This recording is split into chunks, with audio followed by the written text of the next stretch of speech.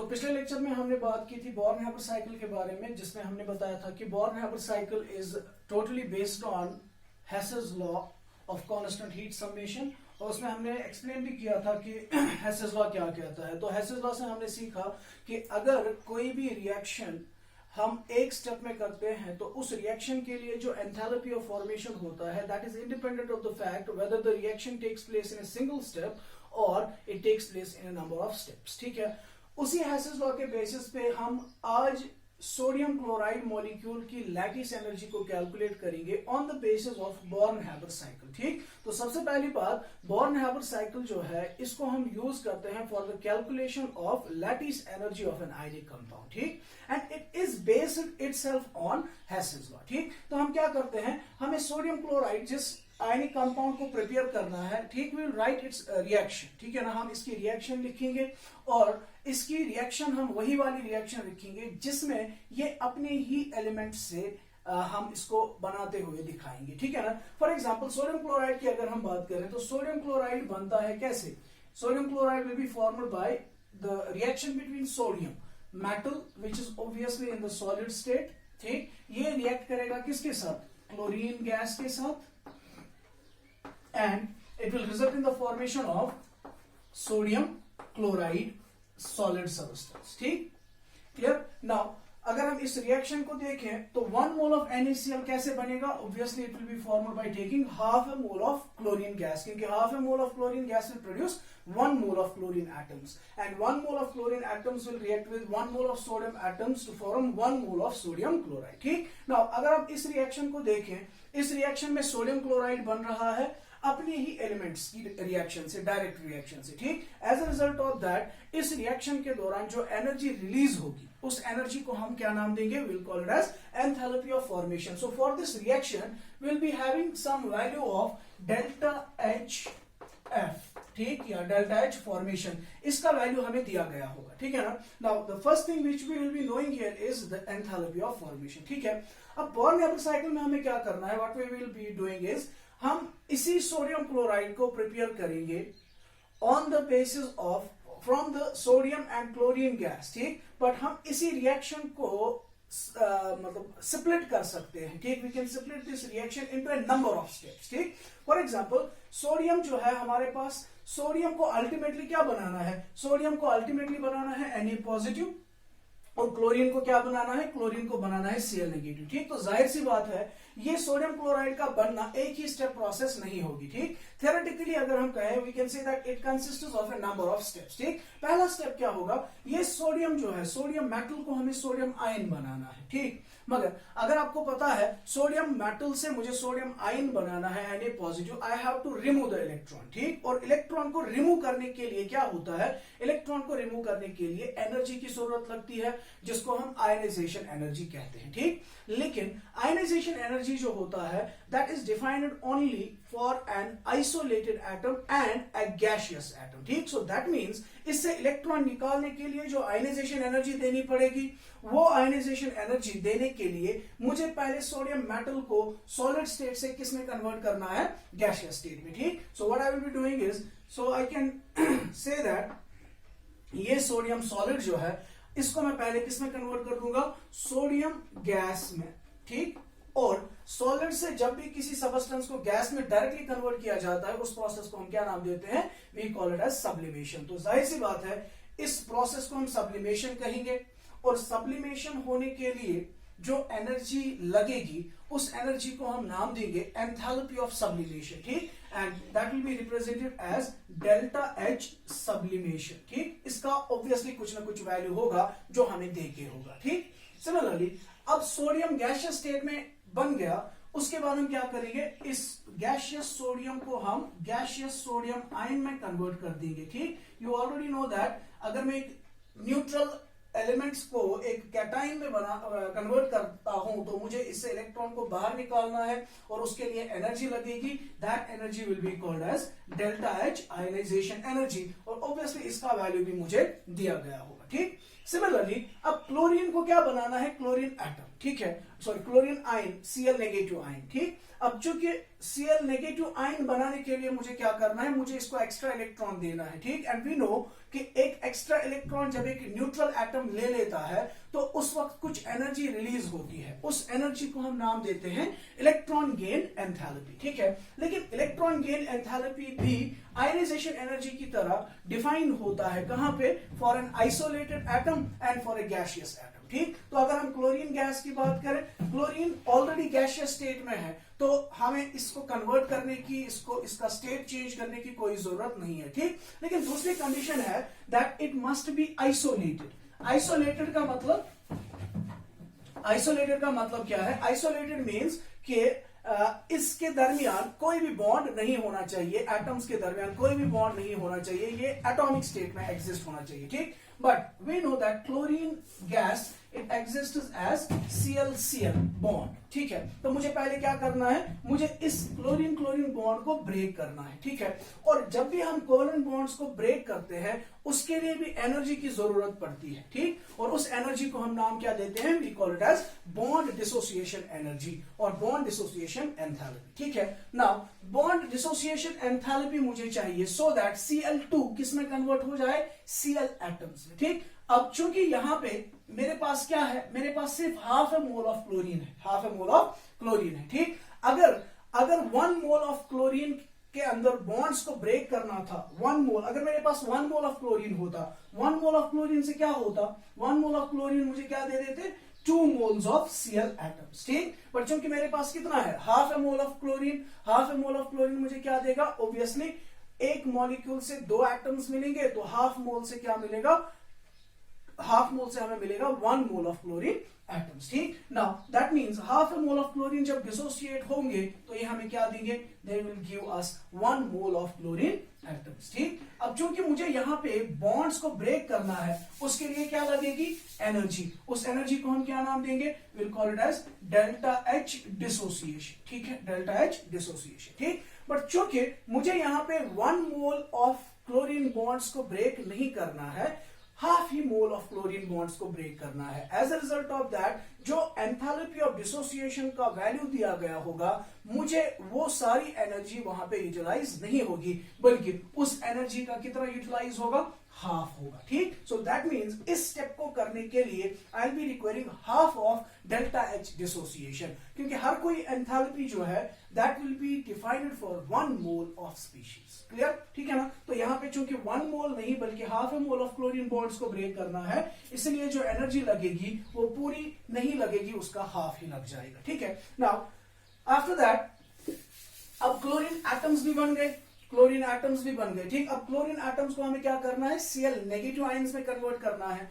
इसके लिए हम क्या कर सकते हैं, इसके लिए हमें इसको इलेक्ट्रॉन देना है, जो किसने रिलीज किया, Na पॉजिटिव ने। तो जब Cl गैस एक इलेक्ट्रॉन एक्सेप्ट करेगा, ये किसमें कन्वर्ट हो जाएगा, it will get converted to Cl negative gaseous atom, ठीक। And obviously when a neutral gaseous atom is converted into a gaseous cation, there is an enthalpy require enthalpy change for that process, and that enthalpy change is called as delta H Eg। delta H Eg का मतलब क्या है, electron gain enthalpy, ठीक है। अब उसके बाद अब Na पॉजिटिव बन गया और Cl नेगेटिव बन गया, ठीक है ना। अब ये एक दूसरे के क्या आएंगे, नजदीक आएंगे, and when they will come close together they will result in the formation of an ionic crystal of sodium chloride, ठीक। अब इस स्टेप में क्या हो रहा है, कैटाइन और एनाइन के दरमियान फोर्स ऑफ अट्रैक्शन हो रहा है, ठीक। तो हमने लास्ट लेक्चर में बताया था कि जब कैटाइन और एनाइन फोर्स ऑफ अट्रैक्शन करते हैं, they result in the formation of ionic crystal lattice, and the amount of energy released when 1 mole of an ionic crystal lattice is formed, that energy is actually what we call as delta H lattice, delta H lattice, ठीक। तो इस cyclic representation को, जिसमें हमने एक reaction को बहुत सारे स्टेप्स में कन्वर्ट कर दिया एक साइक्लिक मैनर में, इसको हम बॉर्न-हैबर साइकिल का नाम देते हैं, ठीक है ना। अब इस बॉर्न-हैबर साइकिल से हमें क्या निकालना है, लैटिस एनर्जी। तो कैसे निकालेंगे लैटिस एनर्जी, उसके लिए हमें हेसिस लॉ का यूज करना पड़ेगा, ठीक। हेसिस लॉ क्या कहता है, हेसिस लॉ कहता है ना कि अगर मैं सोडियम और क्लोरीन की डायरेक्ट रिएक्शन करके सोडियम क्लोराइड बना देता, ठीक, उस वक्त एनर्जी रिलीज होती जिसको हम क्या नाम देते हैं, delta HF, enthalpy of formation. अब इन स्टेप से भी मैं क्या कर रहा हूं, मैं यही NaCl बना रहा हूं, लेकिन इन यूजिंग डिफरेंट स्टेप्स, ठीक है ना। तो अकॉर्डिंग टू हेसेस लॉ के हिसाब से क्या होगा, Hess's law will say delta H formation वो किसके बराबर होगा, delta H formation will be equal to, शाबाश, किसके बराबर होगा, वो होगा ना इन सभी स्टेप्स के अंदर जो एनर्जी, इन सभी स्टेप्स की जो एंथैल्पी चेंज होगी उसका एल्जेब्रिक सम, जैसा कि हमने इसके पिछले लेक्चर में डिस्कस किया था। So according to Hess's law delta H formation वो किसके बराबर होगा, that will be equal to delta H sublimation, ठीक, प्लस इस स्टेप के लिए जो एंथैल्पी चेंज है delta H ionization, plus next step के लिए डेल्टा H डिसोसिएशन बाय 2, ठीक, प्लस होगा delta H electron gain enthalpy, और प्लस लास्ट वाले स्टेप में जो एनर्जी यूज होती है प्लस डेल्टा H लैटिस, ठीक। अब क्वेश्चन में क्या होगा, क्वेश्चन में दिया गया होगा एंथैल्पी ऑफ फॉर्मेशन का वैल्यू भी, एंथैल्पी ऑफ सब्लिमेशन का वैल्यू भी, एंथैल्पी ऑफ आयनाइजेशन का भी, डिसोसिएशन का भी, इलेक्ट्रॉन गेन एंथैल्पी का भी, और डेल्टा H लैटिस का वैल्यू हमें निकालना होगा, ठीक। तो सिंपल अब बन गया, अब आपके पास सभी नोन क्वांटिटीज है, एक क्वांटिटी अननोन है, तो you will be easily able to obtain the value of delta H lattice, clear, ठीक है ना। सो दैट मीन्स हमने बॉर्न-हैबर साइकिल के बेसिस पे इनडायरेक्टली निकाला value of delta H lattice, लेकिन डेल्टा H लैटिस को निकालने के लिए हमने कौन सा फॉर्मूला यूज किया, हेसेस लॉ, और हेसेस लॉ के बेसिस पे ही हम ये वाली इक्वेशन को सेटअप कर सकते हैं। अब यहां पे सिर्फ आपको क्या ख्याल रखना है, आपको ये ख्याल रखना है कि आपके इस बॉर्न-हैबर साइकिल में जो वैल्यूज दिए गए होंगे डिफरेंट एनर्जीज के, आपको उसको कहां पे पूरा लेना है, कहां पे हाफ हो जाएगा, कहां पे मल्टीप्लाई बाय 2 हो जाएगा, कहां पे मल्टीप्लाई बाय 3 हो सकता है, ठीक है ना। ये इस चीज का आपको ख्याल रखना है, बाकी आप ये आराम से कर सकते हैं, आप किसी भी कंपाउंड के लिए बॉर्न-हैबर साइकिल को यूज कर सकते हैं, ठीक है। जैसे फॉर एग्जांपल अगर मैं आपसे कहूं मैग्नीशियम ब्रोमाइड MgBr2 के लिए बॉर्न-हैबर साइकिल को सेटअप करें और उसके ऊपर हेसेस लॉ को अप्लाई करके देख लीजिए, ठीक है। So let's try to set up born-Haber cycle for magnesium bromide, ठीक। तो मैग्नीशियम ब्रोमाइड शाबाश किससे बनेगा, मैग्नीशियम मेटल से और ब्रोमीन नॉन मेटल से, ठीक है ना। So will be setting up the reaction simply, this is magnesium solid state, ठीक। उसके बाद ये किसके साथ रिएक्ट करेगा, ब्रोमीन के साथ रिएक्ट करेगा, ठीक। Now it will result in the formation of what, it will result in the formation of magnesium bromide का फॉर्मूला क्या बनेगा, magnesium is divalent, bromine is monovalent, ठीक। तो 2 ब्रोमीन लगेंगे एक मैग्नीशियम के साथ, it will result in the formation of MgBr2, ठीक। सो कंपाउंड जो होते हैं आयनिक कंपाउंड्स वो सभी सॉलिड फॉर्म में होते हैं क्योंकि आयंस के दरमियान stronger intermolecular force of attraction होता है, ठीक है ना। अब यहां पे एक चीज का ख्याल रखना है, वो ये कि ब्रोमीन जो है, जैसे हमने इससे पहले क्लोरीन की बात की, chlorine acts as a gas, halogens में फ्लोरीन गैस होता है, क्लोरीन गैस होता है, ब्रोमीन लिक्विड होता है और आयोडीन सॉलिड फॉर्म में होता है, ठीक। तो इस चीज का ख्याल रखना है, दैट मीन्स हम जो ब्रोमीन यूज करने वाले हैं that will not be in the gaseous state, that will B naturally existing in the liquid state, ठीक है। तो इसका ख्याल रखना है, शाबाश। नाउ इस रिएक्शन के लिए क्या होगा, अपना डेल्टा H F का कुछ ना कुछ वैल्यू होगा जो कि देके होगा वहां पे क्वेश्चन में, ठीक है ना। अब हमें क्या करना है, we have to set up the Born Haber cycle. तो व्हाट वी विल डू, हम इसके डिफरेंट स्टेप्स करेंगे, शाबाश। मैग्नीशियम से हमें क्या बनाना है, असल में Mg2 पॉजिटिव, ब्रोमीन से क्या बनाना है, Br माइनस, ठीक है। Mg2 पॉजिटिव बनाने के लिए मुझे फिर से इसको क्या करना है, आयोनाइज करने के लिए मुझे आयनाइजेशन एनर्जी देनी है, आयनाइजेशन एनर्जी देने के लिए ये गैसियस स्टेट में होना चाहिए, ठीक है। किस स्टेट में, सॉलिड स्टेट में। तो what I will do, I will convert it into gaseous state, ठीक, सॉरी गैसियस स्टेट। इस प्रोसेस के लिए क्या लगेगा, delta H, again delta H sublimation, ठीक। उसके बाद हम क्या करेंगे, उसके बाद ये मैग्नीशियम जो हमारा बन गया ये मैग्नीशियम जो हमारा बन गया, इसको हमें क्या करना है, we have to ionise it, it will result in the formation of Mg2 positive. उसके लिए क्या लगेगा, delta H ionisation, fine, Mg का काम हो गया। अब ब्रोमीन के लिए हमें क्या करना है, ब्रोमीन आयन बनाना है, और ब्रोमीन आयन बनाने के लिए it should be in the gaseous state and it should be isolated. सबसे पहली बात कि ये गैसियस स्टेट में नहीं है, ये लिक्विड स्टेट में है। दूसरी बात, ये आइसोलेटेड भी नहीं है, इसमें भी ब्रोमीन और ब्रोमीन के दरमियान क्या रहेगा, सिंगल बॉन्ड रहेगा, ठीक है ना। तो सबसे पहले मैं क्या करूंगा, सबसे पहले हम इस लिक्विड ब्रोमीन को गैसियस ब्रोमीन में कन्वर्ट करेंगे, Br2 गैसियस, ठीक। And for this process what will be the energy required, you know, liquid से जब गैस बनता है इसको क्या कहते हैं, इवेपोरेशन या vaporisation. Will call this as enthalpy of vaporisation और एंथैल्पी ऑफ इवेपोरेशन, ठीक। नाउ नेक्स्ट स्टेप में Br के दरमियान मुझे क्या करना है, बॉन्ड को ब्रेक करना है। तो जब मैं Br और Br के दरमियान बॉन्ड ब्रेक करूंगा, एक मॉलिक्यूल से 2 एटम्स मिलेंगे, 1 मोल से कितना मिलेगा, 2 मोल्स मिलेंगे, ठीक। So you will get 2 moles of Br atoms, ठीक। एंड फॉर दिस प्रोसेस आपने क्या किया, असल में बॉन्ड ब्रेक किए। सो इस प्रोसेस के लिए क्या होगा, you will require delta H dissociation, ठीक। पिछले वाले केस में हमने क्या किया था, delta H dissociation divided by 2 लिया था, क्यों, क्योंकि वहां पे half a mole of chlorine use होता था, ठीक। यहां पे हमें क्या यूज हो रहा है, can see the stoichiometry, 1 mole of bromine is required and 1 mole of bromine के लिए हमें क्या करना है, we have to do what, we have to break 1 mole of bromine bonds, that means पूरी की पूरी डिसोसिएशन एनर्जी यहां पे यूटिलाइज हो जाएगी, ठीक है। उसके बाद ब्रोमीन एटम बन गया। अब ब्रोमीन एटम बनने के बाद मुझे इसको किस में कन्वर्ट करना है, Br माइनस में। तो Br माइनस में कन्वर्ट करने के लिए क्या लगेगी, डेल्टा Heg, डेल्टा Heg लगेगा, है कि नहीं। Br एटम को Br नेगेटिव में कन्वर्ट करने के लिए Eg लगेगा, डेल्टा Heg लगेगा। अब क्योंकि यहाँ पे कितने मोल्स है, यहाँ पे ना 2 मोल ऑफ ब्रोमीन, तो मुझे 2 मोल्स ऑफ ब्रोमीन को किसमें कन्वर्ट करना है, 2 मोल ऑफ ब्रोमीन आयंस, ठीक है ना। 1 मोल ऑफ ब्रोमीन आयन को बनाने के लिए लगेगी डेल्टा Heg। तो 2 मोल्स ऑफ ब्रोमीन को 2 मोल्स ऑफ Br नेगेटिव में कन्वर्ट करने के लिए क्या लगेगा, ट्वाइस डेल्टा Heg, ठीक है। अब मसला खत्म हो गया। Br already this is in the gaseous state, this is again in the gaseous state. अब Mg2 पॉजिटिव और 2 Br नेगेटिव आयंस ये आपस में कंबाइन होकर क्या बनाएंगे, they will result in the formation of MgBr2 and for this process will be requiring delta H lattice, ठीक। So according to Hess's law, what will be the formula for this overall concept,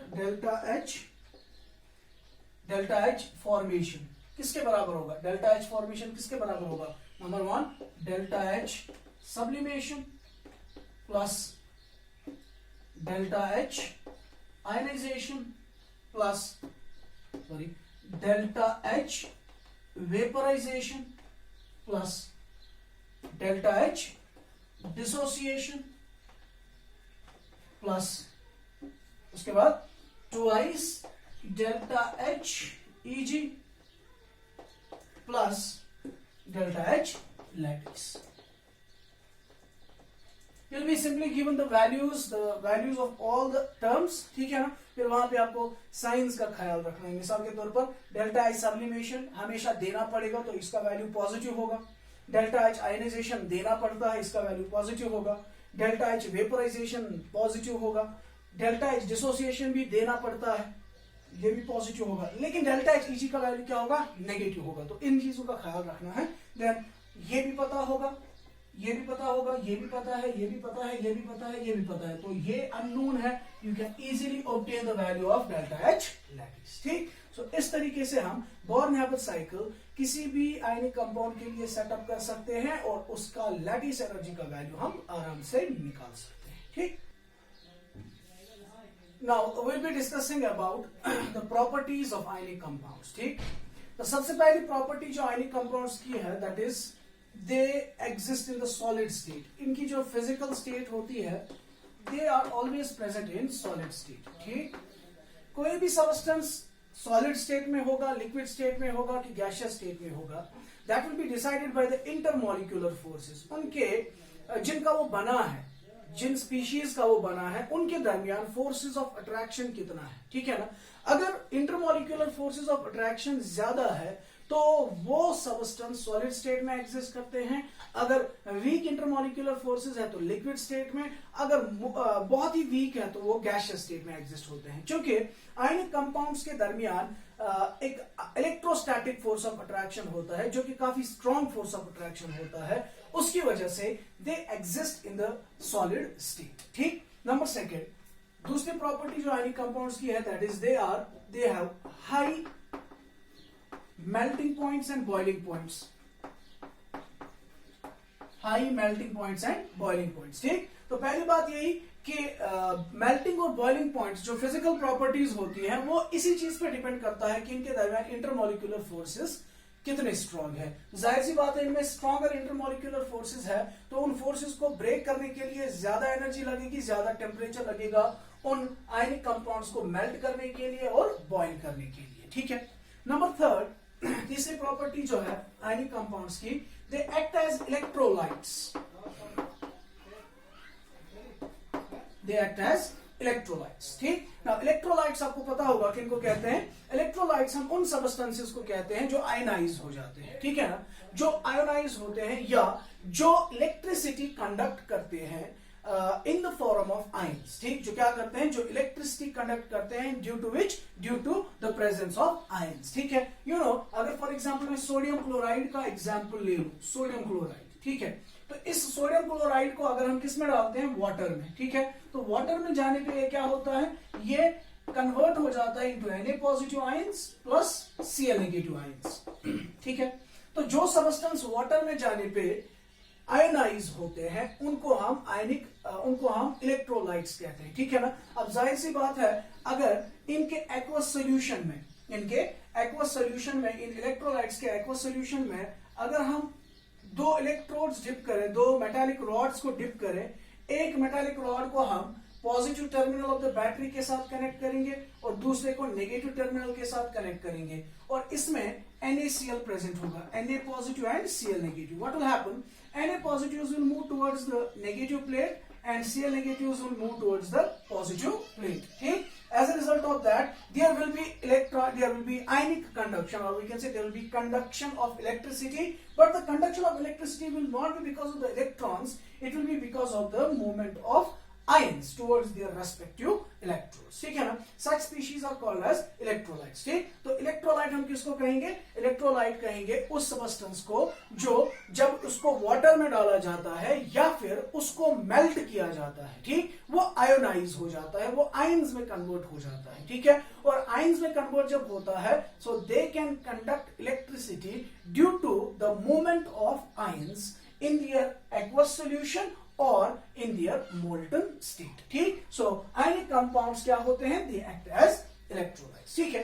अब बहुत ही important property जिसके बारे में हम बात करेंगे, जिसके रिलेटेड क्वेश्चंस पूछे जाते हैं और जो कि कनेक्टेड है basically not only to this chapter that the property of ionic compounds but which will be connected it to the connecting it to the properties of the elements, ठीक, and that is solubility of ionic compounds। ठीक।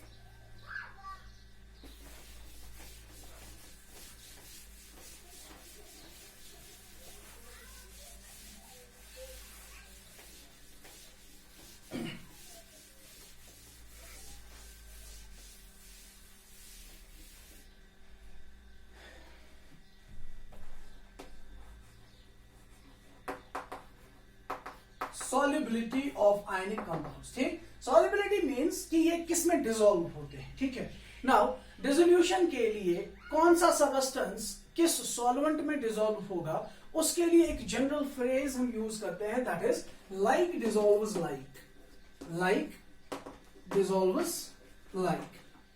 इसका मतलब क्या है, इसका मतलब है कि अगर आप एक सॉलिड सोल्यूट लेते हो, ठीक है ना, उस सोल्यूट को किसी सॉल्वेंट में डालते हो, ठीक है, वो सॉल्वेंट उस सोल्यूट को तभी डिसॉल्व कर सकेगा जब उसकी वो केमिकली एक दूसरे से मिलते हो। ठीक है ना। मतलब जैसे कि अगर हम बात करें, we have two types of compounds, we have two types of substances. एक को हम बोलते हैं पोलर सबस्टेंसेस, दूसरे को हम बोलते हैं नॉन पोलर। ठीक है। जैसा कि हमने डायपोल मूवमेंट लेक्चर में एक्सप्लेन कर दिया था, पोलर और नॉन पोलर किनको कहते हैं। ठीक है। तो अगर हमारा सोल्यूट पोलर सोल्यूट है, ठीक, वो अपने ही जैसे सॉल्वेंट में डिसॉल्व होगा अच्छे से। ठीक है ना। That means polar solute will be soluble more in polar solvent. ठीक। एंड नॉन पोलर सोल्यूट्स किस में डिसॉल्व होंगे? Non polar solvent, non polar solvent. ठीक, so we have a general phrase, general term here, like dissolves like.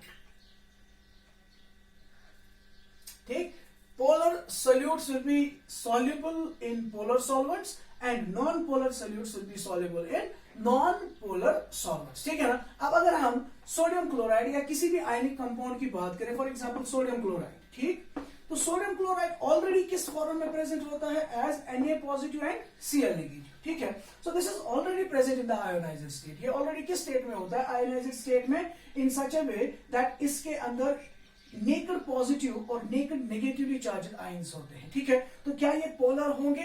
Yes, they are polar. Obviously ये किस में solubilize होंगे? They will be more solubilized in non polar, sorry, in polar solvents. ठीक है, so sodium chloride or any other ionic compounds, they are already in the ionized state, so they are already polar in nature, they will be soluble more in polar solvents। ठीक, polar solvents। अब polar solvent कौन है हमारे पास?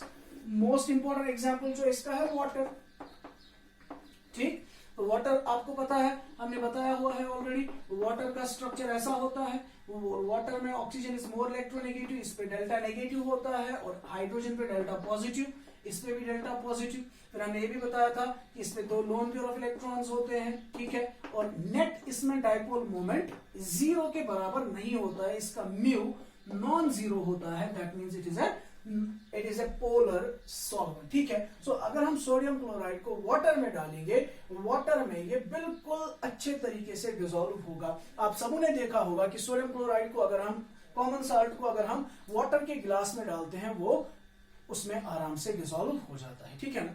अब थोड़ा सा यहां पे और बात करते हैं इसके रिलेटेड। डिसॉल्व होने का मतलब क्या है? यहां पे देखिए, अगर हम सोडियम क्लोराइड क्रिस्टल की बात करें, ठीक, तो हमने बताया सोडियम क्लोराइड क्रिस्टल में क्या होता है? There is a strong force of attraction between Na positive and Cl negative. तो मैंने बताया था इनमें Na पॉजिटिव और Cl नेगेटिव आयंस के दरमियान स्ट्रॉन्गर फोर्सेस ऑफ अट्रैक्शन होते हैं, जिसकी वजह से वो एक सॉलिड स्ट्रक्चर में प्रेजेंट होते हैं। ठीक, लेकिन जैसे हम उस सॉलिड सोडियम क्लोराइड को वाटर में डालते हैं, व्हाट हैपेंस? वो वहां पे गायब हो जाता है। गायब होने का मतलब डिसॉल्व हो जाता है। ठीक, डिसॉल्व होने का मतलब ये कि वहां पे बेसिकली वो, अब इनके दरमियान ये जो फोर्स ऑफ अट्रैक्शन है वो वहां पे मेंटेन नहीं रहता है। ठीक, इनका फोर्स ऑफ अट्रैक्शन वहां पे क्या हो जाता है? ये कट आउट हो जाता है। ठीक है ना, इनके दरमियान फोर्स ऑफ अट्रैक्शन डिक्रीज हो जाता है। जब इनके दरमियान फोर्स ऑफ अट्रैक्शन खत्म हो गया तो इनका क्रिस्टल लैटिस क्या हो जाएगा? ब्रेक हो जाएगा। ठीक, और क्रिस्टल लैटिस अगर ब्रेक हो गया, उसी का मतलब ये सॉल्वेंट के अंदर क्या हो गए? डिसॉल्व हो गए। ठीक, अब यहां पे एक इंपॉर्टेंट चीज ये है कि सोडियम क्लोराइड के दरमियान जो ये फोर्स ऑफ अट्रैक्शन है, इसको ब्रेक करने के बाद ही ये डिसॉल्व होगा। ठीक है ना। Now the obvious question is that इस सोडियम क्लोराइड के फोर्स ऑफ अट्रैक्शन को ब्रेक करवाने के लिए एनर्जी की जरूरत पड़ेगी ऑब्वियसली। ठीक है ना, और वो एनर्जी आती कहां से है? ठीक है ना, अगर आपने देखा होगा, अगर आप एक सोडियम क्लोराइड का एक स्पून एक वाटर के गिलास में डालेंगे, क्या आप उसको कुछ एनर्जी देते हैं डिसॉल्व होने के लिए? नहीं, बल्कि आप देखते हैं कि वो ऑटोमेटिकली क्या हो जाता है? डिसॉल्व हो जाता है। ठीक, सो विदाउट गिविंग एनर्जी वो डिसॉल्व कैसे होता है? क्या इसका मतलब यह है कि उस सोडियम क्लोराइड को डिसॉल्व करने के लिए, इस NaCl बॉन्ड को ब्रेक करने के लिए एनर्जी की जरूरत ही नहीं लगती है? नहीं। ठीक, एनर्जी की जरूरत पड़ती है, लेकिन वो एनर्जी हम नहीं देते हैं, बल्कि वो एनर्जी सॉल्वेंट में ही अवेलेबल होती है। ठीक है ना। कैसे अवेलेबिलिटी होती है एनर्जी की, उसके बारे में हम बात करेंगे। That means will be basically discussing about the mechanism of solubility of ionic compounds in water. So mechanism of solubility के बारे में हम बात करेंगे।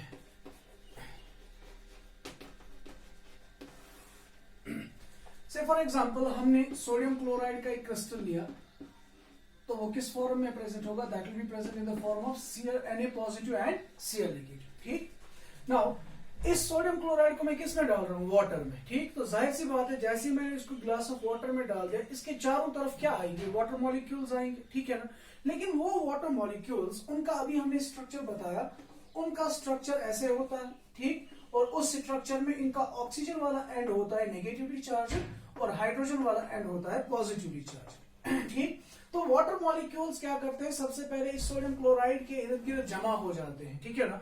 वो वाटर मॉलिक्यूल्स उनका इस सोल्यूट के इर्द गिर्द जमा होने की प्रोसेस को हम नाम देते हैं सॉल्वेशन, ठीक। जब सॉल्वेंट मॉलिक्यूल्स सोल्यूट मॉलिक्यूल्स के इर्द गिर्द जमा होने लगते हैं, उस प्रोसेस को हम सॉल्वेशन कहते हैं, ठीक। और अगर हमारा सॉल्वेंट वाटर है तो उस वक्त उस प्रोसेस को, सॉल्वेशन प्रोसेस को स्पेशली नाम दिया जाता है, उसको हम हाइड्रेशन का नाम देते हैं, ठीक। तो सबसे पहले क्या होगा, वाटर मॉलिक्यूल्स इस सोडियम क्लोराइड के इर्द गिर्द क्या हो जाएंगे, जमा हो जाएंगे, ठीक है ना।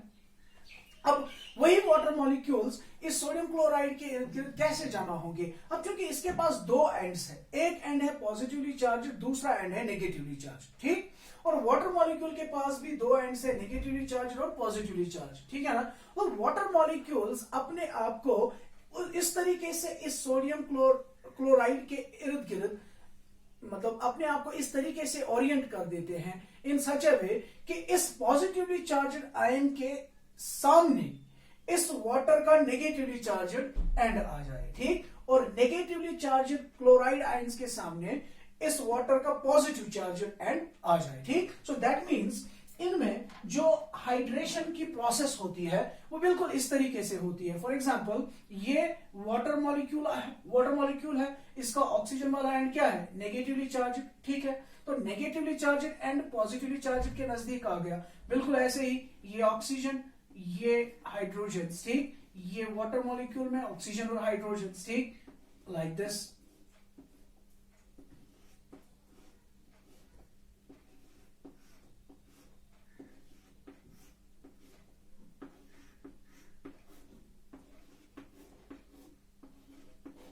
इस तरीके से सोडियम के इर्द गिर्द जमा हो जाते हैं, ठीक।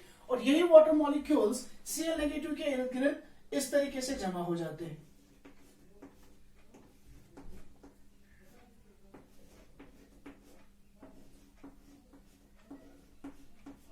आप देख सकते हैं क्लियरली, सोडियम क्लोराइड को जैसे ही हमने वाटर के अंदर डाल दिया, वाटर मॉलिक्यूल सोडियम क्लोराइड के इर्द गिर्द जमा होते हैं, ठीक। मगर चूंकि वाटर एक डाइपोलर स्पीशीज है, इसका एक नेगेटिव एंड है और एक पॉजिटिव एंड है, और सोडियम क्लोराइड भी, उसके अंदर भी एक पॉजिटिव एंड है और एक नेगेटिव एंड प्रेजेंट है, ठीक है ना। As a result of that water molecules इसको ऐसे सराउंड करते हैं in such a way that Na positive के अराउंड ऑक्सीजन वाला एंड नेगेटिवली चार्ज एंड उसके सामने आ जाए, और Cl नेगेटिव के इर्द गिर्द वाटर का H पॉजिटिव वाला, H वाला एंड, हाइड्रोजन वाला एंड जो कि डेल्टा पॉजिटिव है, वो इसके सामने आ जाए। सो ऑक्सीजन के ऊपर ये डेल्टा नेगेटिव वाला एंड है, डेल्टा नेगेटिव हर एक के ऊपर।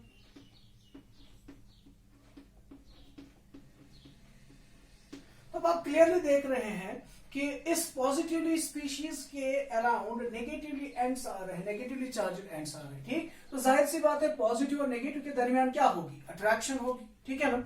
इसी तरीके से यहाँ पे हाइड्रोजन वाला एंड क्या है, पॉजिटिव, और क्लोरीन वाला एंड कौन सा है, नेगेटिव। तो यहाँ पे भी क्या होगा, positive end of the water dipole and negative end of the chlorine, negatively charge chlorine ion जो है, उनके दरमियान अट्रैक्शन होगी, ठीक है ना।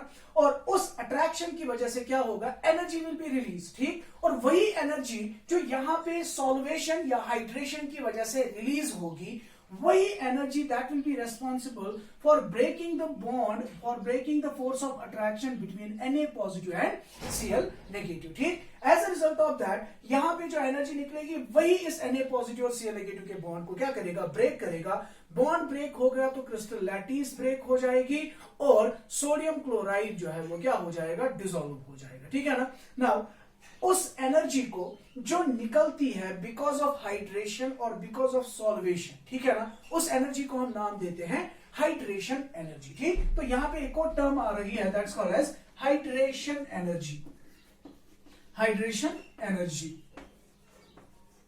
हाइड्रेशन एनर्जी, और we can call it as delta H hydration और एंथैल्पी ऑफ हाइड्रेशन, ठीक। तो एंथैल्पी ऑफ हाइड्रेशन या हाइड्रेशन एनर्जी किसको हम कहेंगे, we can say that it is the amount of energy released when 1 mole of an ionic compound is hydrated। ठीक है ना, जब 1 mole of an ionic compound क्या हो जाएगा, हाइड्रेट हो जाएगा या सॉल्वेट हो जाएगा, उस वक्त कितनी अमाउंट ऑफ एनर्जी रिलीज होती है, उस एनर्जी को हम नाम देते हैं हाइड्रेशन एनर्जी। ठीक है, सो हाइड्रेशन एनर्जी सिंपली क्या है, जब भी किसी आयनिक कंपाउंड को हम वाटर में डालते हैं, वाटर मॉलिक्यूल्स उस आयनिक कंपाउंड के अराउंड जमा हो जाते हैं in such a way that the negative end of the dipole faces the positive ion and the positive end of the dipole faces the negative ion.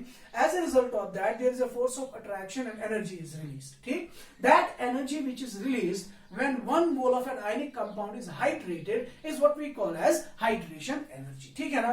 अब एक important चीज यहां पे है वो ये कि सोडियम क्लोराइड के दरमियान बॉन्ड जो बना है उसमें भी कुछ अट्रैक्शन है, और हाइड्रेशन की वजह से जो एनर्जी रिलीज होती है, ठीक है ना, वो एनर्जी जो यहां पे रिलीज होगी, अगर वो एनर्जी इस Na पॉजिटिव और Cl नेगेटिव के दरमियान फोर्स ऑफ अट्रैक्शन को ब्रेक करने में कामयाब होता है, मतलब अगर वो हाइड्रेशन एनर्जी का वैल्यू क्या होगा, ज्यादा होगा, इतना ज्यादा होगा कि वो Na पॉजिटिव और Cl नेगेटिव के दरमियान फोर्स ऑफ अट्रैक्शन को क्या कर सके, ब्रेक कर सके। ठीक है ना, तब जाके NaCl का क्रिस्टल ब्रेक होगा और NaCl डिसॉल्व होगा। ठीक है ना, और Na पॉजिटिव और Cl नेगेटिव के दरमियान जो अट्रैक्टिव फोर्स है उसको हमने किस टर्म्स में मेजर किया था, लैटिस एनर्जी के टर्म्स में। ठीक है ना, so that means there are two terms, one is delta H lattice and another is delta H hydration. ठीक, अगर लैटिस एनर्जी ज्यादा है, लैटिस एनर्जी ज्यादा होने का मतलब आयंस के दरमियान फोर्स ऑफ अट्रैक्शन ज्यादा है। ठीक है ना, हाइड्रेशन एनर्जी ज्यादा होने का मतलब यहां पे रिलीज इन एनर्जी ज्यादा होगी। ठीक है ना। नाउ NaCl का बॉन्ड ब्रेक होगा कि नहीं होगा, वो किस पर डिपेंड करेगा, ऑब्वियसली वो डिपेंड करेगा ना इन्हीं दो वैल्यूज पे। अगर डेल्टा H हाइड्रेशन का वैल्यू ज्यादा है, अगर डेल्टा H हाइड्रेशन का वैल्यू ग्रेटर देन और इक्वल टू है delta H lattice, delta H lattice. ठीक, मतलब हाइड्रेशन एनर्जी, जो एनर्जी निकलती है वो ज्यादा है एज कंपेयर टू जो एनर्जी चाहिए इसको ब्रेक करने के लिए, तो जाहिर सी बात है क्या होगा, NaCl का क्रिस्टल ब्रेक होगा, डिसोल्यूशन हो जाएगा, सॉल्युबिलिटी हो जाएगी। ठीक है ना, सॉल्युबल हो जाएगा। ठीक, और that means condition for solubility क्या है, the condition for solubility is delta H hydration should be greater then delta H lattice. ठीक, हम बहुत ही इंपॉर्टेंट कॉन्सेप्ट की तरफ बढ़ रहे हैं कि हमारे नीट एग्जाम्स में, जेईई एग्जाम्स में क्वेश्चन पूछा जाता है, आपको कंपाउंड्स दिए जाते हैं और आपसे पूछा जाता है इनमें से सबसे ज्यादा सॉल्युबल कौन है। ठीक है ना,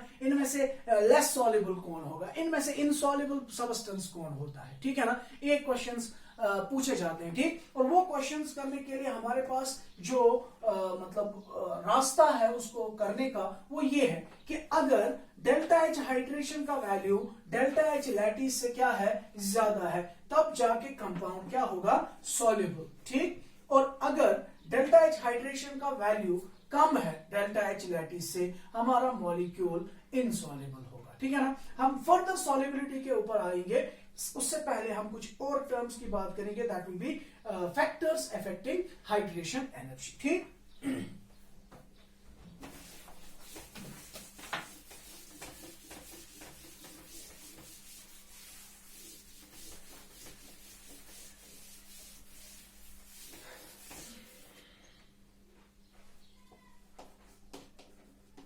factors affecting hydration energy।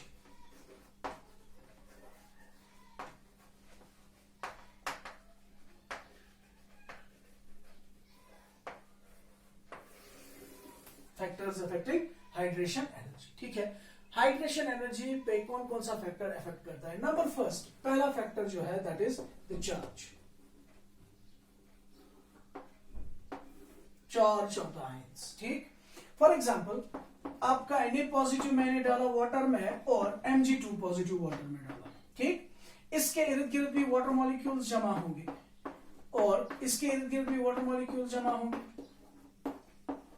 कि नहीं। ठीक, दोनों की तरफ वाटर मॉलिक्यूल्स अट्रैक्ट होंगे। ठीक है ना, हाइड्रेशन दोनों की होगी। ठीक, मगर अब जाहिर सी बात है ज्यादा वाटर मॉलिक्यूल्स किसकी तरफ अट्रैक्ट होंगे। ठीक, सिंपल सी बात है, Na पॉजिटिव के ऊपर पॉजिटिव चार्ज का वैल्यू कम है, ठीक है, Mg2 पॉजिटिव के ऊपर पॉजिटिव चार्ज का वैल्यू ज्यादा है, तो Mg2 पॉजिटिव क्या करेगा, ये ज्यादा वाटर मॉलिक्यूल्स को अपनी तरफ अट्रैक्ट करेगा, ज्यादा हाइड्रेशन होगी, ज्यादा हाइड्रेशन एनर्जी रिलीज होगी। ठीक, so we can simply say that charge जितनी ज्यादा होगी उतना डेल्टा एच हाइड्रेशन का वैल्यू भी ज्यादा होगा। ठीक, चार्ज ऑफ द आयन जितना ज्यादा होगा उतना हाइड्रेशन एनर्जी का वैल्यू भी ज्यादा होगा। ठीक है, से फॉर एग्जांपल आपका Na पॉजिटिव और Mg2 पॉजिटिव है, Mg2 पॉजिटिव की हाइड्रेशन एनर्जी क्या होगी, ज्यादा होगी, किससे, Na पॉजिटिव से। ठीक, इसी तरीके से अगर हम कहें F नेगेटिव की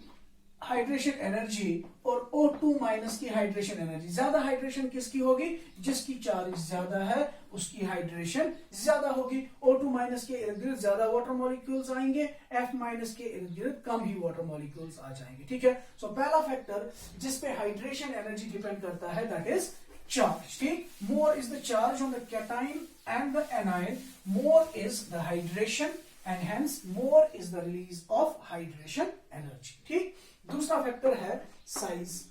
ठीक, तो जितना साइज ज्यादा होगा, लास्ट टाइम भी हमने बताया था, अगर ये साइज वाला आयन है और ये साइज वाला आयन है, इस पे भी 1 पॉजिटिव चार्ज है, इस पे भी 1 पॉजिटिव चार्ज है, तो हमने बताया था कि जितना स्फीयर का साइज कम होता है उतना उस पे चार्ज ज्यादा कॉन्सेंट्रेटेड होती है और उतना वो ज्यादा अट्रैक्शन कर सकता है। ठीक, so we can simply say that जितना साइज क्या होगा, ज्यादा होगा, उतना डेल्टा एच लैटिस का वैल्यू क्या होगा, डेल्टा एच लैटिस का वैल्यू कम होगा, और we can say delta H lattice is inversely proportional to the size of the cation as well as the size of the anion। ठीक है, for example अगर हम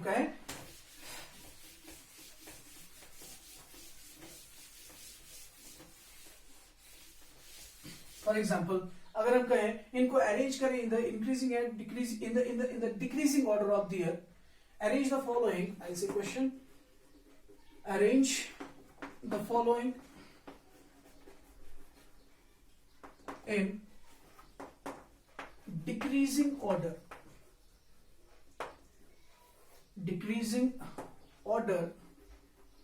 of delta H hydration।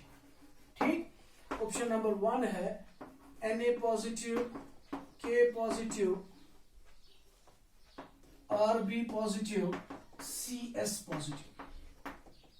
ठीक, number 2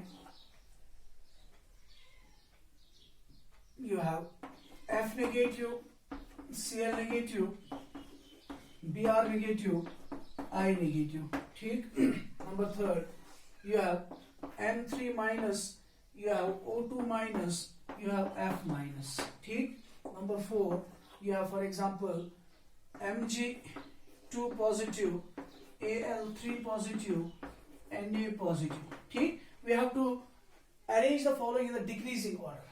ठीक है, तो कैसे करेंगे हम, बहुत ही सिंपल है, शाबाश, you'll see this one। सबसे पहले हम क्या देखते हैं, चार्ज। मैंने लास्ट टाइम भी बताया था charge is the most important factor then size. ठीक है, so you have the same charge species, they belong to the same group that is the alkali metals, सबों पे सेम चार्ज है। अब हाइड्रेशन किसकी ज्यादा होगी, ऑब्वियसली जिसपे चार्ज ज्यादा होगा, चार्ज सबों पे सेम है, और जिसका साइज कम होगा, and you know down the group जब हम मूव करते हैं साइज डिक्रीज होता है, साइज अगर डिक्रीज होगा तो हाइड्रेशन एनर्जी का वैल्यू क्या होगा, sorry down the group size क्या होता है, इंक्रीज होता है, साइज अगर इंक्रीज होगा तो हाइड्रेशन एनर्जी का वैल्यू क्या होगा, हाइड्रेशन एनर्जी का वैल्यू डिक्रीज हो जाएगा। ठीक, सो दैट मीन सबसे हाईएस्ट वैल्यू ऑफ हाइड्रेशन किसकी होगी, Na पॉजिटिव की हाइड्रेशन ज्यादा होगी K पॉजिटिव से, K पॉजिटिव की हाइड्रेशन ज्यादा होगी Rb पॉजिटिव से, Rb पॉजिटिव की हाइड्रेशन ज्यादा होगी सीजियम पॉजिटिव से। ठीक है, सो सबसे हाईएस्ट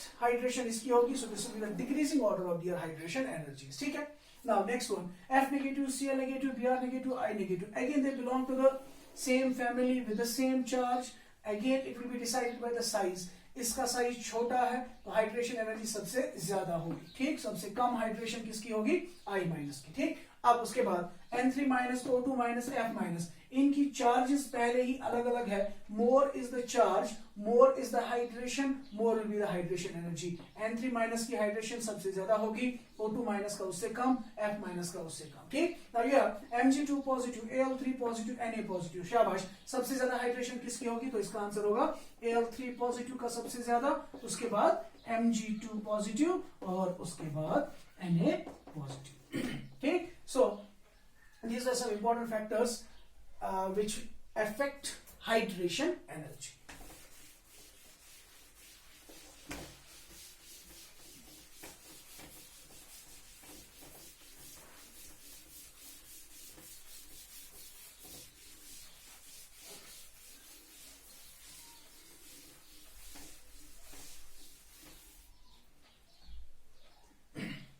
फिर से वापस आते हैं सॉल्युबिलिटी पे। तो अगर हम सॉल्युबिलिटी की बात करें, हमने अभी बताया सॉल्युबलाइज होने के लिए कंडीशन क्या है? The condition is that delta H hydration should be greater than और equal to delta H lattice. ठीक, सो दैट मीन सॉल्युबिलिटी, ये बहुत ही इंपॉर्टेंट टॉपिक है। सॉल्युबिलिटी किस किस फैक्टर पे डिपेंड करता है? शाबाश, solubility will obviously depend upon hydration energy and lattice energy. ठीक, किसी सबस्टेंस को सॉल्युबलाइज होने के लिए हाइड्रेशन एनर्जी का वैल्यू क्या होना चाहिए? ज्यादा। That means delta H hydration is directly proportional to solubility.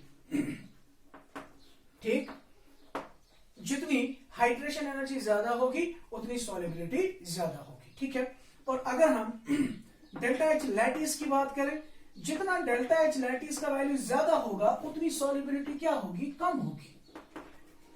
ठीक, जितना डेल्टा एच लैटिस का वैल्यू ज्यादा होगा उतनी सॉल्युबिलिटी कम होगी। ठीक है, अब बहुत ही इंपॉर्टेंट बात यहां पे हम डिस्कस करने जा रहे हैं, वो ये है, for example we have been given this compound LiCl, ठीक, then we have NaCl, then we have KCl, ठीक, then we have RbCl and CsCl। ध्यान से देखिएगा। ठीक, हमें क्या करना है? अगर हमें ये क्वेश्चन दिया गया है, we have been given these compounds, chlorides of alkali metals. ठीक है, we have been asked a question कि इनका ऑर्डर बताइए, सॉल्युबिलिटीज का ऑर्डर क्या होगा इन वाटर, ऑब्वियसली। ठीक है ना, सॉल्युबिलिटी इन वाटर का ऑर्डर क्या होगा? ठीक, तो दैट मीन्स हमें देखना है ना कि इनमें से ज्यादा सॉल्युबल कौन होगा और लेस सॉल्युबल कौन होगा। ठीक, सॉल्युबिलिटी किसके ऊपर डिपेंड करता है? हाइड्रेशन एनर्जी पे और लैटिस एनर्जी। ठीक है, तो मैं हाइड्रेशन एनर्जी देखूंगा, जिसमें हाइड्रेशन एनर्जी का वैल्यू ज्यादा होगा, ठीक, उसकी सॉल्युबिलिटी का वैल्यू भी क्या होगा? ज्यादा। और जिसकी लैटिस एनर्जी का वैल्यू ज्यादा होगा उसकी सॉल्युबिलिटी क्या होगी? कम होगी। ठीक, तो मैं इनके लिए चेक करूंगा ना, यही हाइड्रेशन एनर्जी का फैक्टर और लैटिस एनर्जी का फैक्टर। ठीक, तो आइए चलिए चेक करते हैं। सबसे पहली बात, इन सबों में एनाइन क्या है? कॉमन है। ठीक, तो एनाइन का रोल सॉल्युबिलिटी में सबों के केस में क्या रहेगा? सेम। ठीक है ना, क्योंकि Cl नेगेटिव की हाइड्रेशन और लैटिस एनर्जी हर किसी कंपाउंड में क्या रहेगी? सेम रहेगी। ठीक है, सो दैट मीन्स ये अब किस पे डिपेंड करेगा कि ये ज्यादा सॉल्युबल होगा कि कम सॉल्युबल होगा? ये डिपेंड करेगा कैटाइन के ऊपर। ठीक, तो आइए चलिए देखते हैं कैटाइन के बारे में। इसमें कैटाइन कौन है? Li positive. इसमें कैटाइन कौन है? Na positive. इसमें कौन है? K positive. यहाँ पे कौन है? Rb positive. यहाँ पे है Cs पॉजिटिव। ठीक, तो मेरे पास ये कैटाइंस है, Li positive, Na positive, K positive, Rb positive and Cs positive. ठीक, तो ध्यान दीजिएगा प्लीज, बहुत ही इंपॉर्टेंट कॉन्सेप्ट है। लिथियम पॉजिटिव है, ये पॉजिटिव है। ठीक, तो अगर मैं इनके पहले फैक्टर की बात करूं, डेल्टा एच हाइड्रेशन एनर्जी की बात करें, ठीक, अगर हम इनकी क्या करें? हाइड्रेशन, अगर हम इनकी हाइड्रेशन एनर्जी की बात करें, चलिए मैं लिथियम क्लोराइड को छोड़ देता हूं फिलहाल। NaCl, KCl, RbCl और CsCl की बात करते हैं। ठीक, हाइड्रेशन एनर्जी की अगर हम इनकी बात करें, हाइड्रेशन एनर्जी की अगर हम बात करें तो we can say Na positive की हाइड्रेशन ज्यादा होगी कि K पॉजिटिव की। अभी हमने देखा यहाँ पे साइज Na पॉजिटिव का कम है तो इसकी हाइड्रेशन ज्यादा होगी, इसकी कम होगी, इसकी उससे कम होगी, इसकी उससे कम होगी, ठीक है। तो अगर मैं डेल्टा एच हाइड्रेशन की बात करूं, यहां से लेके यहां तक क्या हो रहा है, डिक्रीज, ठीक। तो what should happen to the solubility on the basis of this factor, on the basis of this factor अगर हाइड्रेशन एनर्जी कम हो रहा है तो सॉल्युबिलिटी भी क्या होना चाहिए, कम। दैट मींस NaCl सबसे ज्यादा सॉल्युबल होना चाहिए और CaCl सबसे लेस सॉल्युबल होना चाहिए, फाइन, ठीक। अब दूसरा फैक्टर अगर हम देखें, delta H lattice, delta H lattice, ठीक है। तो डेल्टा एच लैटिस की अगर मैं बात करूं, Na positive, K positive, Rb positive, Cs positive, किसकी लैटिस एनर्जी सबसे ज्यादा होगी, शाबाश, Na पॉजिटिव की, क्योंकि Na पॉजिटिव का साइज कम है, इसकी लैटिस एनर्जी भी क्या होगी, लैटिस एनर्जी का वैल्यू ज्यादा होगा, क्योंकि हमने पढ़ा है लैटिस एनर्जी किस किस फैक्टर पर डिपेंड करता है, साइज पे और चार्ज पे। मोर is the charge, more is the lattice energy, smaller is the size, more is the lattice energy, ठीक है। नाउ इसकी लैटिस एनर्जी का वैल्यू सबसे ज्यादा, उसके बाद इसका कम, इसका कम, इसका कम। सो लैटिस एनर्जी का क्या होता है, यहां से लेके यहां तक लैटिस एनर्जी डिक्रीज हो रहा है। अगर लैटिस एनर्जी कम होगा, सॉल्युबिलिटी का क्या होना चाहिए, सॉल्युबिलिटी शुड इंक्रीज, ठीक, solubility should increase. That means गड़बड़ होगी, गड़बड़ ये होगी कि डेल्टा एच हाइड्रेशन के बेसिस पे अगर मैं इनकी सॉल्युबिलिटीज को एक्सप्लेन करने की कोशिश करूं, I will be saying that solubility should decrease, ठीक। और अगर लैटिस एनर्जी के बेसिस पे मैं इसको डिफाइन कर रहा हूं, तो लैटिस एनर्जी कह रहा है कि सॉल्युबिलिटी क्या होनी चाहिए, इंक्रीज। ये समझ रहे हैं आप, देखिए hydration energy Na positive, K positive, Rb positive और Cs पॉजिटिव की डिक्रीज हो रही है ना, Na पॉजिटिव से Cs पॉजिटिव तक। तो अगर हाइड्रेशन एनर्जी कम होगी, हाइड्रेशन एनर्जी कम होगी तो सॉल्युबिलिटी भी कम होगी, डायरेक्ट प्रोपोर्शन, ठीक है ना।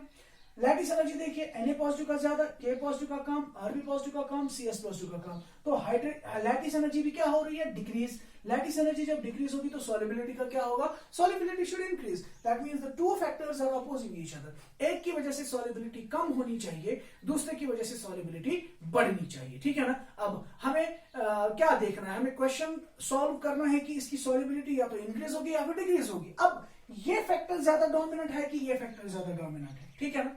थ्योरेटिकली हम कुछ नहीं कह सकते, it's an experimentally obtained fact, ठीक है ना। तो एक्सपेरिमेंटली इनकी सॉल्युबिलिटीज को चेक किया जाएगा, लेकिन नीट एग्जाम्स में हमें एक्सपेरिमेंटली तो ये नहीं करना है। अब हमारे पास कोई ट्रिक होनी चाहिए, कोई ऐसा फॉर्मूला होना चाहिए जिससे हम क्या कर सके, जिससे हम ये बता सके कि वहां पे लैटिस एनर्जी ज्यादा डोमिनेंट है कि हाइड्रेशन एनर्जी ज्यादा डोमिनेंट है, ठीक है ना। तो उसके लिए हम एक बहुत ही सिंपल ट्रिक याद रखने की कोशिश करेंगे। बहुत ही इंपॉर्टेंट टॉपिक है, बहुत ही इंपॉर्टेंट टॉपिक, ये आपको आगे भी जरूरत पड़ेगा S block, P block elements के अंदर, ठीक है ना। वहां पे भी इस चीज की जरूरत पड़ेगी, वहां पे भी क्वेश्चंस पूछे जाते हैं सॉल्युबिलिटी के रिलेटेड, ठीक। तो ध्यान दीजिए यहां पे मैं क्या कह रहा हूं, I am saying here that what is the trick, the trick is simply that अगर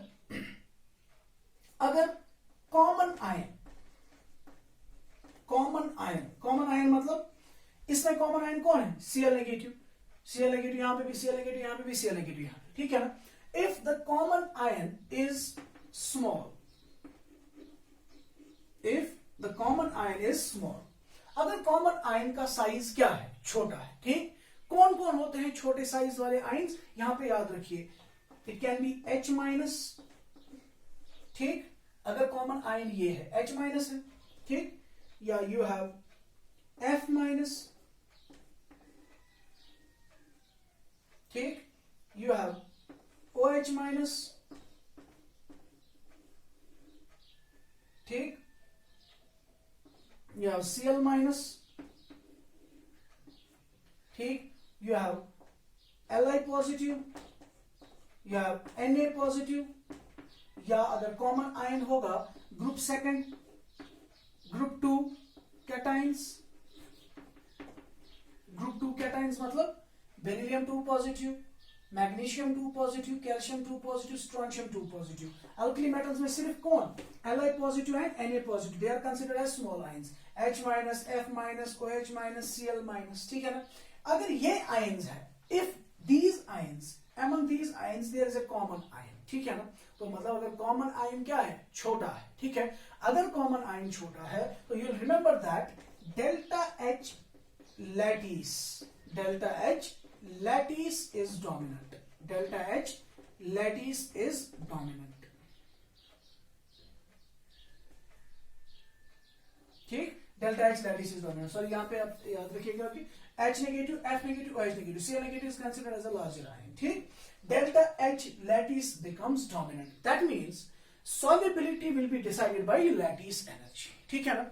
और अगर आपके आयंस, आपका कॉमन आयन, अगर आपका कॉमन आयन क्या है, लॉरिसाइज्ड, लॉरिसाइज्ड, ठीक है ना। मतलब मिसाल के तौर पर आपका पॉली एटॉमिक आयंस है, यू हैव सल्फेट आयन, ठीक, you have perchlorate ion ClO4 minus, आपका आयन है NO3 माइनस, आपका आयन है CO32 माइनस, अगर ये कॉमन आयन है, या HCO3 माइनस है, ठीक, या फिर यहां पे देखिए लिथियम पॉजिटिव, Na पॉजिटिव, या फिर K positive, Rb positive, caesium positive है, ठीक, या फिर इसी तरीके से K positive, Rb positive and Cs positive ions, ठीक, ये वाले आयंस, ठीक है ना। अगर इनमें से आयन कोई कॉमन आयन है, मतलब लार्ज साइज वाला आयन कॉमन आयन है, ठीक, तो वहां पे आप याद रखेंगे solubility will be decided by delta H hydration, ठीक, delta H hydration becomes dominant। इसी तरीके से इसमें बाकी जो आयंस बचते हैं, Cl नेगेटिव है लॉरिसाइज्ड आयन, Br नेगेटिव है लॉरिसाइज्ड आयन, I नेगेटिव है लॉरिसाइज्ड आयन, ठीक है ना। उस वक्त क्या होगा, हाइड्रेशन एनर्जी डोमिनेंट फैक्टर होगा, ठीक। अगर यही स्मॉल ट्रिक, छोटी सी ट्रिक हम इस पे अप्लाई करें, ठीक, तो we are finding here that इसमें कॉमन आयन कौन सा है हमारा, Cl negative, Cl negative is the common ion, Cl negative is the common ion, and you find Cl negative ions among larger ions, ठीक, Cl negative ion क्या है, larger ion, ठीक है ना। तो अगर कॉमन आयन लार्ज है, अगर कॉमन आयन लार्जर है, ठीक है, what will happen, delta H hydration decide करेगा। और अगर डेल्टा एच हाइड्रेशन का हम देखें, डेल्टा एच हाइड्रेशन क्या हो रहा है, डिक्रीज, सॉल्युबिलिटी क्या हो रही है, डिक्रीज। दैट मींस इस क्वेश्चन का जो सही आंसर होगा दैट विल बी NaCl की सॉल्युबिलिटी ज्यादा होगी, KCl की सॉल्युबिलिटी कम होगी, RbCl की उससे कम, सबसे कम सॉल्युबिलिटी किसकी होगी, सीजियम क्लोराइड की। और बहुत ही इंपॉर्टेंट कॉन्सेप्ट हमने डिस्कस किया, हमने बताया कि अगर हमें मॉलिक्यूल्स दिए गए होंगे, आयनिक कंपाउंड्स दिए गए होंगे, और हमसे पूछा जाएगा इनकी सॉल्युबिलिटीज का ऑर्डर बताइए, ठीक, तो सॉल्युबिलिटी को हम डिफाइन करेंगे on the basis of delta H hydration and delta H lattice, ठीक है। Now most of the cases में क्या होता है, डेल्टा एच हाइड्रेशन और डेल्टा एच लैटिस, जैसे हमने यहां पे दिखाया, वो डिफरेंट रिजल्ट शो करते हैं। डेल्टा एच हाइड्रेशन के हिसाब से सॉल्युबिलिटी कम होनी चाहिए यहां से लेके वहां तक, और डेल्टा एच लैटिस के हिसाब से सॉल्युबिलिटी बढ़नी चाहिए, ठीक है ना। अब solubility डिक्रीज होगी कि इंक्रीज होगी, that is decided by whether delta H hydration is dominant और delta H lattice is dominant, ठीक। And it has been found experimentally, experimentally देखा जाता है कि जब भी कॉमन आयन क्या होगा, छोटा होगा, कॉमन आयन छोटा होगा। कॉमन आयन छोटा कौन कौन हो सकता है, या ये, या F नेगेटिव, या OH नेगेटिव, या Li पॉजिटिव, Na पॉजिटिव, या ग्रुप सेकंड के कैटायंस, ठीक है ना। उस सूरत में, छोटे कॉमन कैटायन होने की सूरत में लैटिस एनर्जी डोमिनेंट होता है। तो मतलब जो ऑर्डर लैटिस एनर्जी से सॉल्युबिलिटी का मिलेगा वही ऑर्डर सही ऑर्डर होगा सॉल्युबिलिटी का। लेकिन अगर कॉमन आयन बड़ा है, इनमें से कोई आयन है, ठीक है ना, उस वक्त हाइड्रेशन एनर्जी डिसाइड करेगा सॉल्युबिलिटी का क्या होगा। जैसे कि यहां पे हमने इस क्वेश्चन में हमने देखा, the common ion is Cl minus, which is a larger cation, larger ion. So solubility is decided by hydration energy, and according to hydration energy decreases from NaCl to CsCl, and solubility also decreases. That means solubility should decrease. यहाँ पे lattice energy के basis पे explain solubility नहीं होगी, ठीक है ना। तो बहुत ही बड़ा कॉन्सेप्ट हमने सीखा। इसी कॉन्सेप्ट के बेसिस पे एक यहाँ पे एक इंपॉर्टेंट चीज याद रखें, एक नोट मुझे याद आया, नोट करके आप लिखेंगे। हमने अभी बताया ना कि ये आयन CO3 माइनस और HCO3 माइनस, ये आयंस, ये दो आयंस पर्टिकुलरली, ये किस तरह के आयंस है, लारिसाइज्ड आयंस है, ठीक है ना। मगर अगर ये आयंस कौन से, CO3 minus and HCO3 minus, carbonate and bicarbonate ions, ठीक, अगर ये किन के साथ लगे हुए हैं, if they are linked to alkali metals, if they are linked to any of the alkali metals। क्योंकि आपको पता है alkali metals का साइज बहुत बड़ा होता है, ठीक है ना। alkali metals का साइज क्या होता है, बड़ा होता है, उनके आयंस का भी साइज बड़ा होता है। if CO3 minus HCO3 minus ions are linked to alkali metals, linked to alkali metals, याद रखें, they are considered as small ions। उस वक्त इनको क्या माना जाएगा, स्मॉल आयन माना जाएगा, ठीक है ना। उस वक्त, सिर्फ उस वक्त, कब, जब CO3 माइनस और HCO3 माइनस किनके साथ लगे होंगे, अल्कली मेटल्स के साथ, उस वक्त इनको माना जाएगा क्या, उस वक्त इनको माना जाएगा small size ions. So they will fall in this category at that time, ठीक है, क्लियर। अब इसी ट्रिक के बेसिस पे मैं आपको बहुत सारे क्वेश्चंस दूंगा, आप पहले खुद उसको सॉल्व करने की कोशिश करेंगे। अगर आपको ये समझ में आ गया, ठीक, उसके बाद में इसके आंसर्स भी बता दूंगा, ठीक है।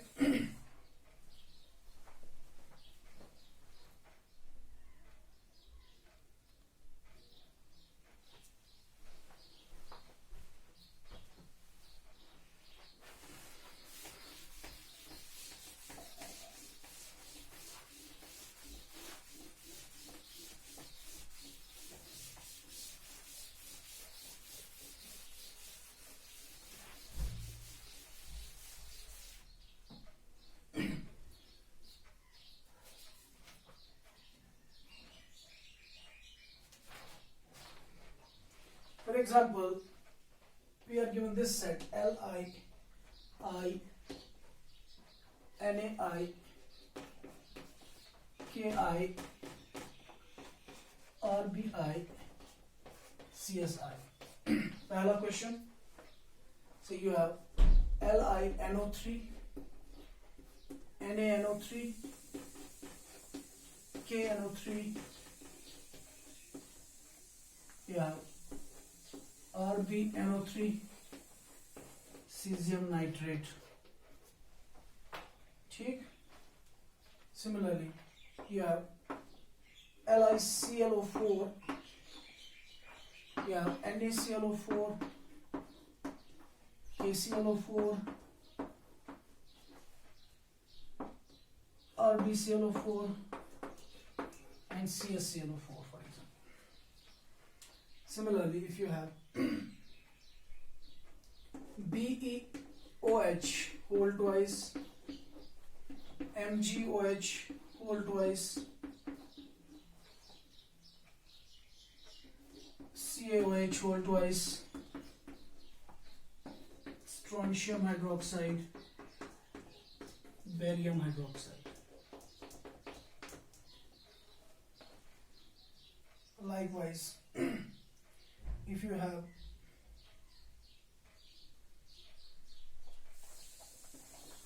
Li2CO3, you have Na2CO3, you have K2CO3, you have Rb2CO3, you have CS2CO3, ठीक, and you have BeCO3, NaCO3, KCO3, RbCO3, HCO3, ठीक। तो ये कुछ क्वेश्चंस, सॉरी CsCO3, ये कुछ क्वेश्चंस है, हमें इनकी सॉल्युबिलिटीज का ऑर्डर बताना है, ठीक, ऑर्डर ऑफ सॉल्युबिलिटी, ठीक है। तो ऑर्डर ऑफ सॉल्युबिलिटी कैसे निकालेंगे हम, on the basis of size of the common ion, ठीक। तो पहला क्वेश्चन अगर हम देखें तो हमारा कॉमन आयन कौन है, आई नेगेटिव। अभी थोड़ी देर पहले हमने बताया कि I negative is a large ion, ठीक, and if the common ion is large ion which will decide hydration energy will decide, ठीक है ना। तो यहाँ पे जो डोमिनेटिंग फैक्टर होगा that will be hydration energy. अब जरा देखिए, ये आपका Li पॉजिटिव है, Na पॉजिटिव है, K पॉजिटिव है, Rb पॉजिटिव है, Cs पॉजिटिव है, ठीक। तो सब पे चार्ज क्या है, सेम। अब इसका साइज छोटा है, इसका साइज बड़ा है, इसका साइज बड़ा है। तो अगर मैं lattice energy, sorry hydration energy की बात करूं, हमने अभी बताया ना कॉमन आयन क्या है, large size. If the common ion is large size, hydration energy will decide the solubility. ठीक, and if the common ion is small sized, lattice energy will decide. ठीक, now I'll first see what will happen to the hydration energy. Li positive, Na positive, K positive. यहां से लेके यहां तक जब मैं जाता हूं Li पॉजिटिव से Cs पॉजिटिव की तरफ, ठीक, हाइड्रेशन एनर्जी का क्या होगा, साइज बढ़ेगा, हाइड्रेशन एनर्जी कम होगी. ठीक, अगर हाइड्रेशन एनर्जी कम हुई, what will happen to the solubility. शाबाश, यू नो सॉल्युबिलिटी और हाइड्रेशन एनर्जी में क्या रिलेशन है, डायरेक्ट रिलेशन. अगर हाइड्रेशन एनर्जी कम होगी, सॉल्युबिलिटी भी कम होगी. दैट मीन्स यहां से लेके यहां तक सॉल्युबिलिटी डिक्रीज होगी, मतलब LiI की सॉल्युबिलिटी सबसे ज्यादा होगी और सबसे कम सॉल्युबिलिटी होगी सीजियम आयोडाइड की. ठीक, नेक्स्ट वन LiNO3. ठीक, अब यहां पे कॉमन आयन कौन है, NO3, नाइट्रेट आयन. अभी हमने बताया polyatomic ions, they are larger sized ions. This is a larger sized ion. Now delta H, again hydration will decide. ठीक, now what happens to the delta H hydration, again Li positive, Na positive, K positive, hydration energy decreases, so solubility will again decrease. That is, lithium nitrate will be more soluble than this, than this, than this. Fine. ठीक, lithium perchlorate. ठीक है, perchlorate ion again loricized ion, loricized ion है. ठीक है, loricized ion है तो hydration energy decide करेगा. Hydration energy का क्या होगा, Li, Na, K, Rb.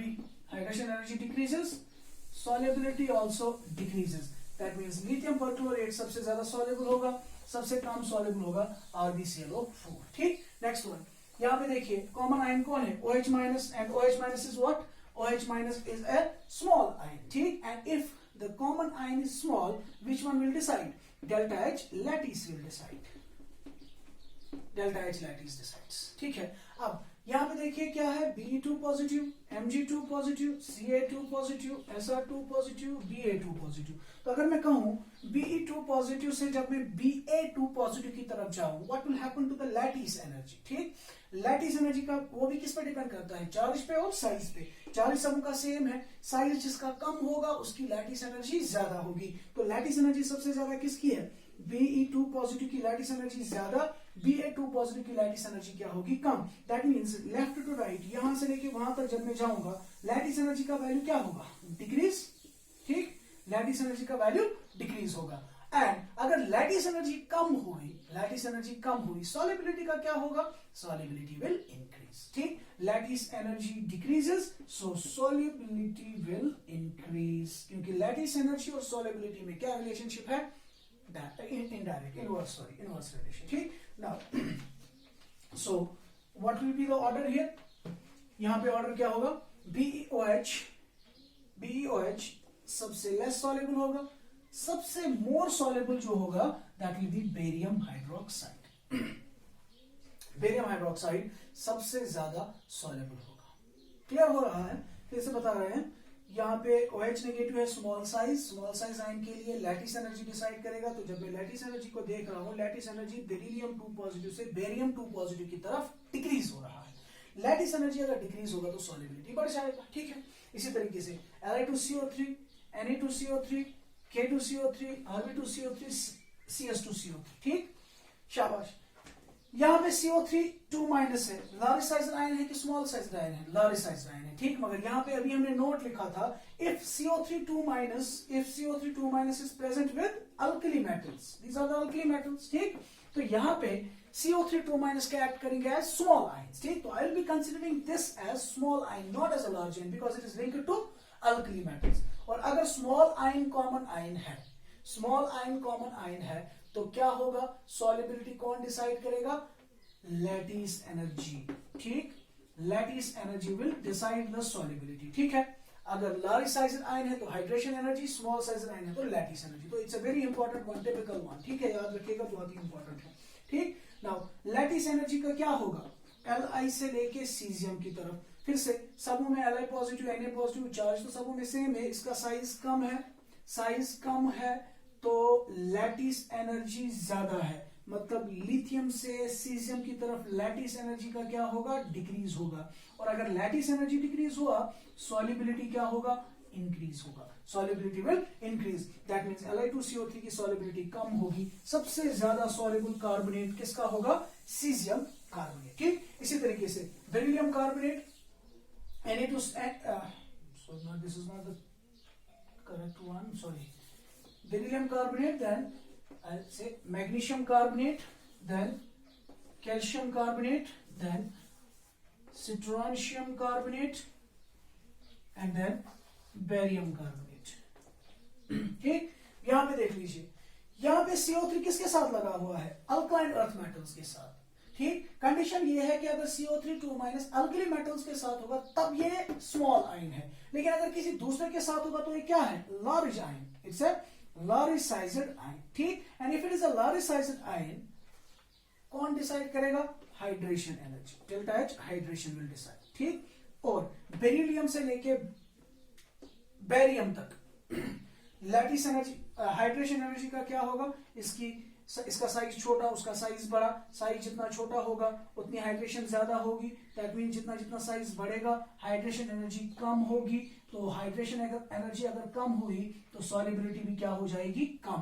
That means BeCO3 की सॉल्युबिलिटी सबसे ज्यादा होगी और सबसे कम सॉल्युबिलिटी किसकी होगी? बेरियम कार्बोनेट की। ठीक, इस तरह से आप सॉल्युबिलिटी के रिलेटेड कोई भी क्वेश्चन सॉल्व कर सकते हैं। सिर्फ याद क्या रखना है, अगर हमारा कॉमन आयन लार्जिसाइज्ड है हाइड्रेशन एनर्जी डिसाइड करेगा, और अगर हमारा कॉमन आयन कौन सा है? स्मॉल आयन है, तो लैटिस एनर्जी डिसाइड करेगा। ठीक,